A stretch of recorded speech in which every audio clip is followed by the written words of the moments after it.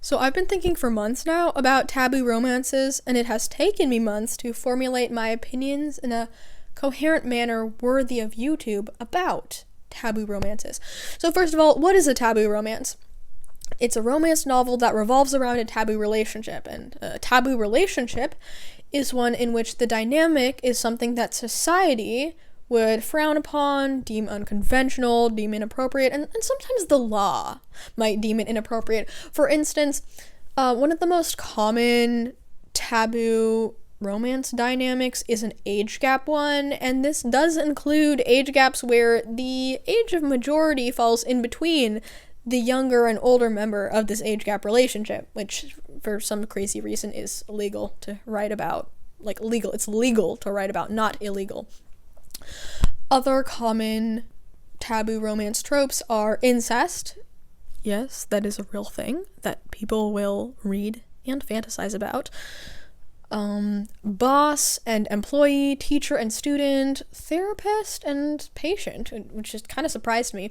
One that is kind of a gray area is gay relationships, because they are still often considered taboo relationships, and in some stories they can seem like taboo romances, but in others there are a lot more novels now that involve gay relationships as just the norm, and a gay relationship is not actually a taboo relationship in the story. It's just a very commonplace relationship. And I've read other stories like historical novels or novels set in traditional areas where a mixed race couple is considered taboo, when in general we usually wouldn't regard a mixed race couple as taboo. There are a number of different taboo dynamics, and growing up I used to actually write a lot of taboo romances myself before I had the language to describe them as taboo romances. And I usually the first taboo romance I wrote that I remember was between a Jedi Knight and a Sith Lord, because yes, I was that Star Wars nerd who wrote some Star Wars fan fiction and then wrote a kind of weird self-insert romantic fantasy between a Jedi Knight and a Sith Lord. And it was about two, I think 17-year-olds who acted like 11-year-olds having their first crush, because I wrote it when I was about 12. But that was the first time I remember writing specifically a romance that involved a taboo dynamic. But most of the time when I wrote taboo relationships, they were between a disabled character, usually an autistic character, and a neurotypical character, or sometimes a different disabled character. When I was about 11, I wrote honestly, it was totally a reverse harem fantasy, but it was a novel about a 12-year-old girl going to middle school for the first time and developing a friend group of 3 boys. And the reason I say reverse harem fantasy is a harem usually refers to a man who has multiple wives, girlfriends, or concubines, and she has 3 little boy toys. I'm just kidding. There's weird chemistry between her and all 3 of the boys, but I really didn't mean for it to be the case. She's also actually not that normal herself. Reading it back, I'm transcribing this manuscript that I wrote when I was 11. I'm transcribing that onto the computer. Reading it back, she totally sounds autistic and deeply anxious and like she has OCD or something. But at the time, I thought I was writing, because I was writing about myself and a fantasy I had.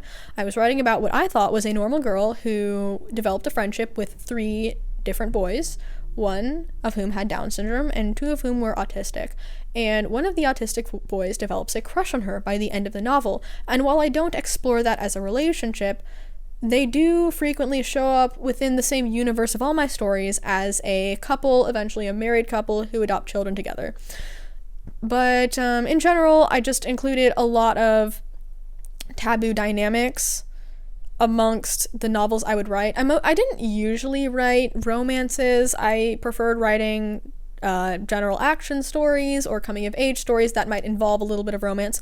But the first time I remember writing a romance was when I was 14, about a 14-year-old girl who develops a crush on a 14-year-old boy with Down syndrome at the special ed class. While this is not an autobiography or memoir, I did entirely base this off myself, who developed a crush on a boy in the special ed classroom at my high school when I was 14. So when I was 14, mainstream students were allowed to go into the special ed classroom, the one at lunchtime, and you could earn service learning hours for interacting with and hanging out with the kids with disabilities. And I did that, and I ended up developing a crush on one of the boys who happened to have Down syndrome. Looking back, I don't think it was that weird. I was 14, he was also 14. I was a girl, he was a boy. We were teenagers, we were young. We did not actually date. He actually said a few times he had a girlfriend, so I'm not a homewrecker. Even when I was 14, I wasn't a homewrecker. But I did fantasize, what would it be like if we did end up becoming girlfriend and boyfriend, and how would that work, because we don't have any classes together. He's kind of just stuck in the special ed classroom the entire time. And I wrote kind of a fantasy about a girl named Megan and a boy named Joel. And the novel is very creatively called Megan and Joel. And this is very much a story written by a 14-year-old about 14-year-olds. And not a lot of dialogue exists between Megan and Joel. They don't really connect through speaking. The story mostly focuses on how these two can navigate around the adults, mostly in Joel's life, in order for the two of them to date without being separated from each other. So because Joel has Down syndrome, he's very infantilized by his family. His older brother is very protective. His mother is very overbearing, and he is surrounded by very protective aides and teachers in the special ed classroom. It's very difficult for Megan to get him alone and to interact with him the way a normal girlfriend and boyfriend would. So the story involves the two of them finding ways around their situation. Megan starts taking the city bus, and Joel decides to stop taking the disabled kids' school bus and starts taking the city bus as well, and then the two of them can hold hands on the bus on their way to school together. And then they can interact with each other in the special ed classroom, and the two of them flirt kind of obviously with each other, and the teachers and aides don't notice, but the other disabled students in the class do notice and pick up on it and find it very annoying because they feel like Joel is hogging all of Megan's time when she enters the classroom. And I never actually finished the story. I don't really have an ending for it, but the climax of the story is on Halloween, where Joel dons a costume. He dons a Spider-Man mask, and he disguises himself, and Megan sneaks him out of the classroom and smuggles him into her mainstream classes so that Joel gets to spend a day with her and attend the same classes that she gets to as a normal freshman in high school.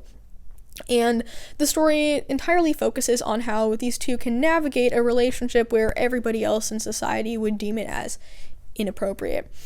And that is really what taboo relationships and romances are supposed to be about. They're supposed to be about two people who are in love, but they can't be with each other because of societal practicalities. And that leads me into a huge issue I have with taboo romances, where they conflate taboo romance with enemies to lovers, and that's a huge difference. So I used to think that I liked enemies to lovers stories because I liked the idea of the two love interests being kind of separated from each other and having kind of an opposites attract mentality. But when I actually learned what enemies to romance stories were, I realized I don't actually like that. I don't like when I read stories about the bully getting with the victim and their chemistry over time developing because the bully keeps harassing the victim, and eventually it turns out the bully was in love with the victim all along, and the victim was secretly in love with the bully all along, and the two get together at the end. I find the bully very undeserving of that, and I find the victim very undeserving of that. The victim deserves somebody who didn't hurt and harass and bully him in order to get with him. But a lot of taboo romances involve, and dark romances, which are similar to taboo romances, but instead of focusing on an inappropriate relationship, they mostly focus on just dark themes like stalking, murder, rape, fun stuff like that. But both tend to revolve around a really obnoxious, unlikable male character who gets with usually a much younger woman or teenage girl who is in his care in some way, or there's a massive power imbalance between the two of them. And in that case, I don't understand what the appeal is. So I understand that taboo romances are meant to fulfill a certain desire, a certain fantasy that usually women have. Taboo romances are mostly for women, despite kind of being male fantasies, but whatever. I get that they're meant to satisfy some dark fantasies that some people have, and they are niche, and they are a specific subgenre, and they're not meant for the mainstream. But, as somebody who enjoys taboo romances myself, I like to be charmed into an unconventional relationship. A story that isn't exactly a taboo romance, it's more of a mystery novel, but it does include a taboo dynamic, is Phantom of the Opera. Veterans of the channel will remember I used to be obsessed with Phantom of the Opera when I was 16 years old, which was 4 years. I've had my channel for almost 4 years now. I think that is bananas, but here we are. January 1st, 2025 will be the 4-year anniversary of having my YouTube channel, and that's very exciting. But anyways, Phantom of the Opera is about a 16-year-old, or, well, I don't remember how old she is, 16 to 18. She's a teenage ingenue, who is a very, very young woman, or older girl, who is at an opera house. She is recently orphaned, and she gets singing lessons from a ghost who lives under the opera house, or somebody she believes to be the ghost. Somebody she believes to be the ghost of her father. He's actually just a middle-aged man who is a musical prodigy and aficionado who has a facial deformity, and he becomes infatuated with this teenage girl and eventually kidnaps her and whisks her away to his cave under the opera house. He dazzles her with his musical talent, with his cave of wonders, and he takes her on picnics, and they eventually go riding through the countryside in carriages. So eventually, over time, through Stockholm Syndrome or natural chemistry developed between the two of them develop some kind of attachment, and it's not clear whether the younger girl develops romantic feelings for him, but they have enough of a connection where the kiss at the end of the story feels very deserved. And this story, through the character dynamics, through the fact that even though this is a dark murderer, this grown man is a dark murderer, there's a charm to him, there's a weakness, a vulnerability to him that makes him charming enough for me to defend. It's enough for me to defend the relationship between Christine and the Phantom. And while I will be against pedophilia till the day I die, adamantly against it to the point where I will go out of my way to find these predators and hunt them down, while I am that person, I also defend the relationship between Christine and Phantom because it is a fantasy at the end of the day, and it's an appealing one, and the story manages to charm you into it. And not just the story, but specifically the fandom surrounding Phantom of the Opera. It charms you into the chemistry between Christine and the Phantom. Anyways, that being said, my issue with taboo romance begins with how I was introduced to taboo romance, and that was through Credence. Now, readers of taboo romance probably all have denounced Credence and wouldn't touch that 500-page monstrosity with a 10-foot pole, but bear with me. It's kind of how I was introduced to it, and it's probably how most of the world views taboo romances in general, as what Credence is, a monstrosity. So as I mentioned before with reverse harems, Credence is a reverse harem fantasy about a 17-year-old recently orphaned girl who goes to live with her uncle and her cousins in a snowed-in cabin that kind of just snows in for several months of the year, and they're stuck together. She goes and lives with them, develops an intimate relationship with all three of them, and then by the end of the story picks the worst one to end up marrying and having kids with. So, already a lot of terrible stuff going on there. Now, the issue isn't just the fact that they're related, because first of all, the uncle is actually the dad's stepbrother, not his actual blood brother, so I know, kind of disappointing. Like, why even read it if they're not actually related? I know. But the two boys are related to each other, and the 17-year-old girl, Tiernan, has relations with both of them at the same time, and they are brothers. So that's actual incest. But anyways, it's not just the fact that it's incest, which first of all, ew, and most of society would frown upon it. It's not just the fact that she is 17 and the man who takes her virginity is about 45. That's also horrendous and awful. It's also the fact that the men that we're supposed to kind of fall in love with, all three of them, they are so unlikable. They're so misogynistic and gross and hateful and hypocritical and controlling and unpleasant and emotionally immature. There's just nothing attractive about them. All we know is that Tiernan finds them hot and she trauma bonds with them. So this is another issue I have.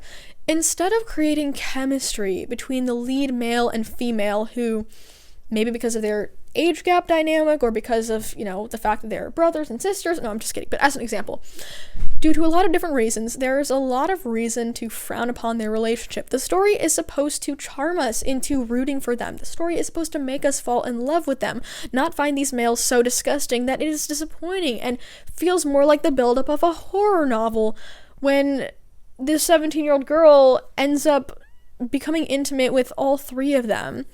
But anyways, as I was saying, oh my goodness, sorry, I'm just so dumbstruck by the idea of this story that I have no words. Right, the chemistry, okay. What often happens is the chemistry builds up is the unlikable male lead bullying the usually younger female lead who is probably in his care or weaker than him in some way. He bullies her relentlessly. That's how he shows he likes her. And then because she's so traumatized, she becomes attached to him because he's showing her attention. That's the trauma bonding. And that dynamic is chemistry. And that dynamic is what we're supposed to fall in love with. We're supposed to fall in love with a couple that has this kind of dynamic, this horrible trauma bonding, abusive dynamic. And that is the relationship that Tiernan has with all three of the characters in the novel, especially the man she ends up with by the end of the novel, Caleb, the oldest of the two sons. Caleb is a few years older than her. He's in his early 20s when she is 17. Now, despite the fact that she's 17, she's not actually underage in the story. I did do like the basic iota of research before making this video. And Tiernan is born and raised in California. The age of consent there is 18. Tiernan then moves to Colorado to be with her uncle after her parents die, and her uncle and her cousins, and in Colorado the age of consent is 17. So when she makes out with her 45-year-old uncle, that is legal.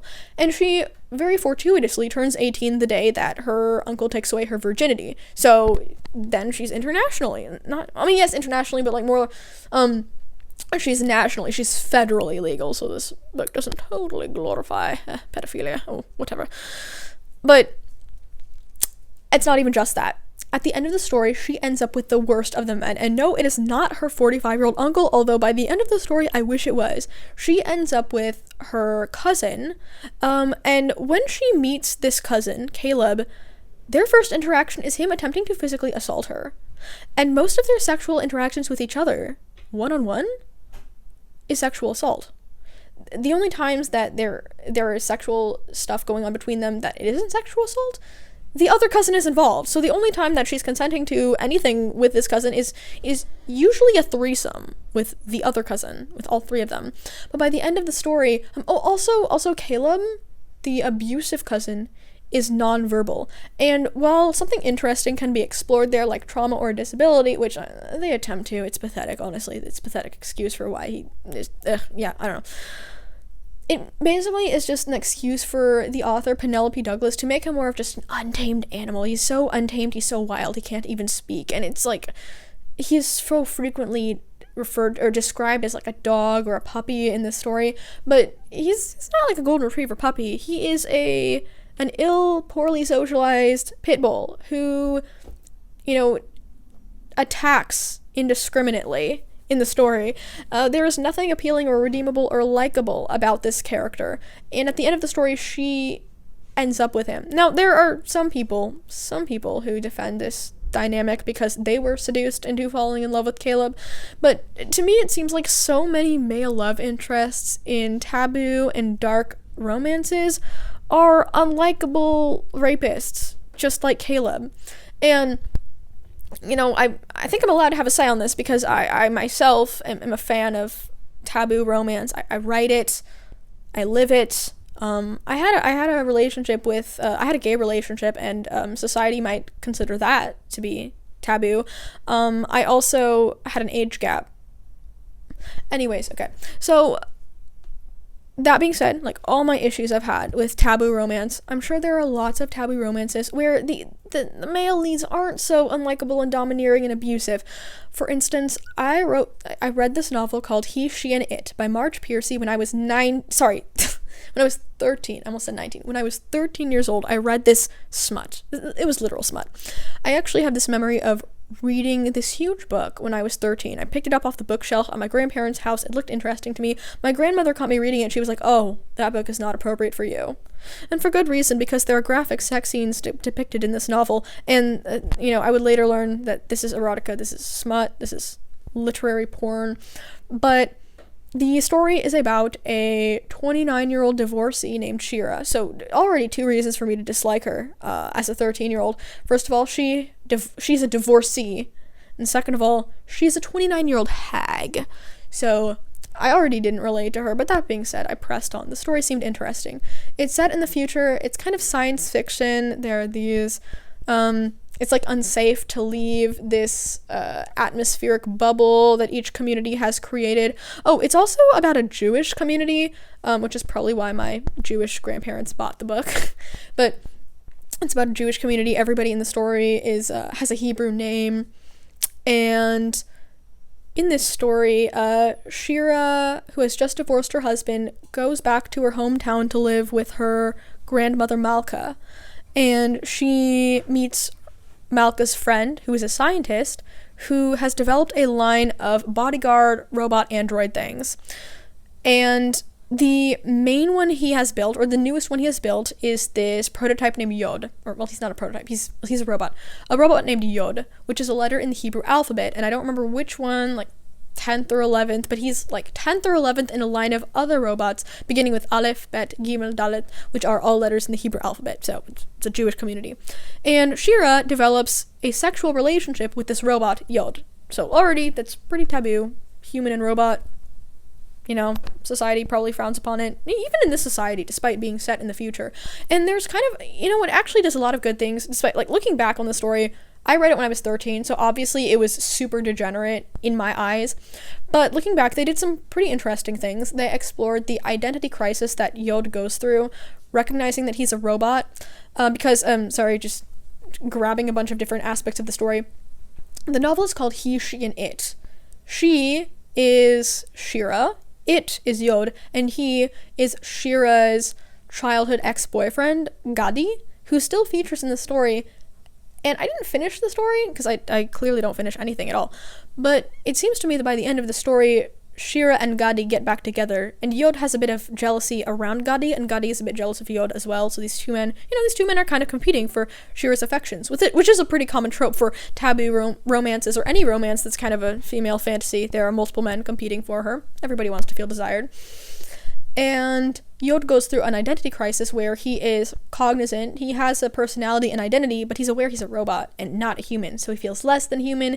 He feels like he's competing with Gadi for Shira's affections, and the two of them kind of just, like, they have a lot of chemistry with each other, and it kind of just explodes in this sort of fictional virtual universe where the two of them are kind of plugged into this, I don't know when the story was written. I think it was written in the early 2000s, but a proto version of the metaverse. And then the two of them, or Yod ends up coming up to Shira in person and going to her house, and the two of them sleep together. Oh, she sleeps with the robot, and that's very graphic. I'm never gonna forget that scene. And no, I did not enjoy it. I was actually horrified. I felt like I was reading something disturbing and disgusting when I was reading that when I was 13. But that being said, Yod is not an unlikable male lead. He is polite to everybody. He is kind and patient. He's one of the most patient characters in the story. He's polite and kind to everybody. He is nothing but affectionate and gentle with Shira. And there's a little bit of fear surrounding that, though. It does fall into some of the taboo relationship categories where Yod himself, he is a bodyguard robot. So he is trained to be an assassin. He is trained to kill. He is trained to be violent. He is supernaturally strong.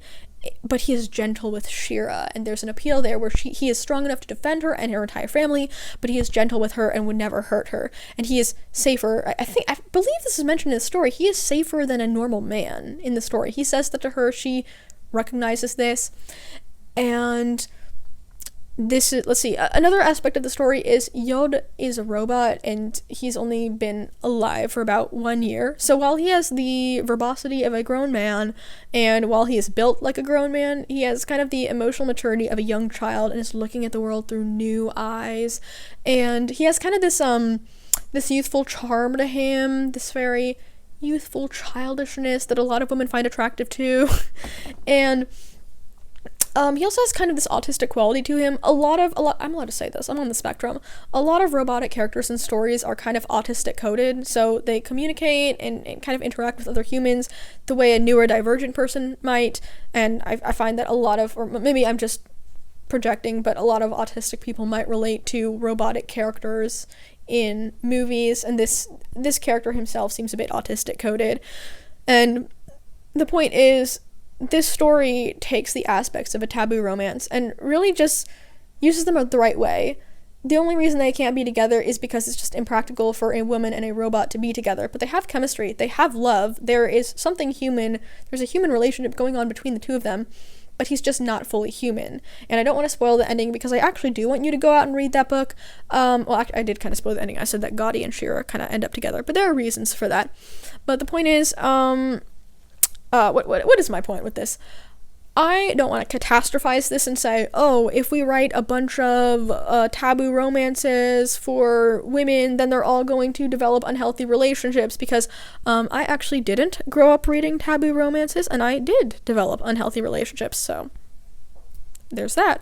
But I will say that most of these taboo romances about 16, 17, 18-year-old girls, they are not meant for women to, like, grown women, to get off to stories about teenage girls being statutorily raped by older men. No, they are meant for girls of that age to project themselves onto these kind of personality-less girls, and for these teenage girls to kind of see themselves in place of the protagonist of the story, to see themselves as developing a romantic dynamic between the older men, or the stronger men, or the dark characters in the story, to see herself taming these men.